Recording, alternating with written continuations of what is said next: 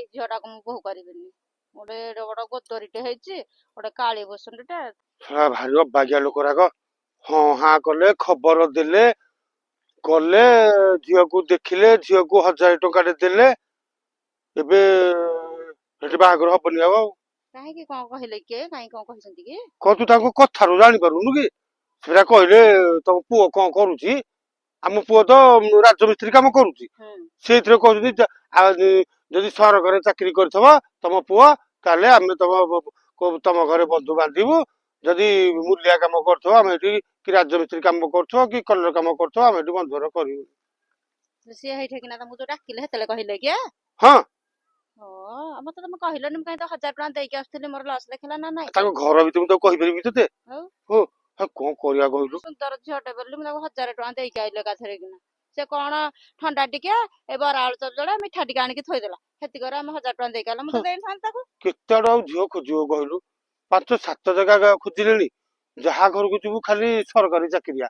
ଯାହା ଘରକୁ ଯିବୁ ନା ତମ ପୁଅ କଣ କରୁଛି, ଯେ ସରକାରୀ ଚାକିରି କରିଥିବ ତାହେଲେ ପ୍ରସ୍ତାବ ଧରିକି ଆସ। କଣ କରିବା ମୁଁ ଜାଣିପାରୁନି, ମୁଁ ବୁଝିପାରୁନି। ଆଗ ପୁଅଟାକୁ ବାହା କରିବାନି କିଲୋ, ଆଉ ଅବାଡୁ ହେଇକି ରହିଯିବ କି? ନାଇଁ ମ, ମୋ ପୁଅ ପାଇଁ କରିବିନି। ଆଉ ଯୁଆଡୁ ହେଲେ ଦେଖିବା କରିବା। ଆଉ ଖୋଜୁ ଖୋଜୁକା ଝିଅ ଯୋଉଠି ହେଲେ ହବ। ଆଚ୍ଛା, ପଛରେ ଯୋଉ ଝିଅଟାକୁ ଦେଖିଲେ ସେଇଟା କରିଦବା କି? ଏଇ ଯୋଉ କଳା ଗୋଦରିଟା? ନାଇଁ ନାଇଁ ନାଇଁ। କଳା ଗୋଦରି ଦେଖୁଛୁ, ହାତକୁ 2 ହାତ କରିଦେଲା, ମୋ ମୁଣ୍ଡରୁ ଚିନ୍ତା ଯିବ ନା। କଳା ଗୋଦରିଟା ସେ କାଳି ଝିଅଟା ରହିବ କହୁନୁ? ନାଇଁ ନାଇଁ, ଏଇ ଝିଅଟାକୁ ମୁଁ ବୋହୁ କରିବିନି। ଗୋଟେ ଏଡେ ବଡ ଗୋଦରିଟେ ହେଇଛି, ଗୋଟେ କାଳି ବସନ୍ତଟେ। ଥାଉ ରହ, ମୁଁ ଦେଖିବା ଆଉ ଯୋଉଠି ହେଲେ ମୋ ପୁଅ ପାଇଁ ଯେମିତି ହେଲେ ମିଳିବ ନା। ଆଉ ତୁ ଏମିତି ଖୋଜୁ ଖୋଜି ଚାଲିଥାଉ। ପୁଅକୁ ଏବେ ଏଠି ଆଣି 28 ବର୍ଷ ହେଇଯିବ। ଆଉ ଆର ବର୍ଷକୁ ଗଲେ, ବର୍ଷକୁ ଗଲେ 29 ହେଇଯିବ। ତାପରେ ତୁ ଏମିତି ଗୋଟିଏ ପରେ ଗୋଟେ ଝିଅ ଦେଖୁଥା ହେଲା। ପୁଅ ଏମିତି ବୁଢା ହେଇ ଚାଲିଥିବ। ଆଉ କଣ ଲାଷ୍ଟକୁ ବୋହୁ ମିଳିବାର ନାହିଁ, କି ପୁଅ ବାହା ହବାର ନାହିଁ। ମୁଁ କହୁଛି, ଏଇ କଳା ଝିଅଟା, ଏଇ ଗୋଦରିଟା ହଉ ପଛକେ ଚାଲୁ ବାହାଘର, ହାତକୁ 2 ହାତ କରିଦବା, ମୁଣ୍ଡରୁ ଚିନ୍ତା ଯିବ। ନାଇଁ ମ, ରହ ଆଉ ଯୋଡ଼େ 3ଟା ଝିଅ ଦେଖିବା।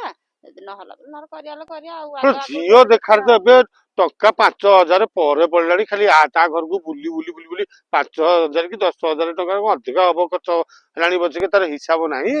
କେତେ ଏମିତି ବୁଲୁଥିବା କହିଲୁ?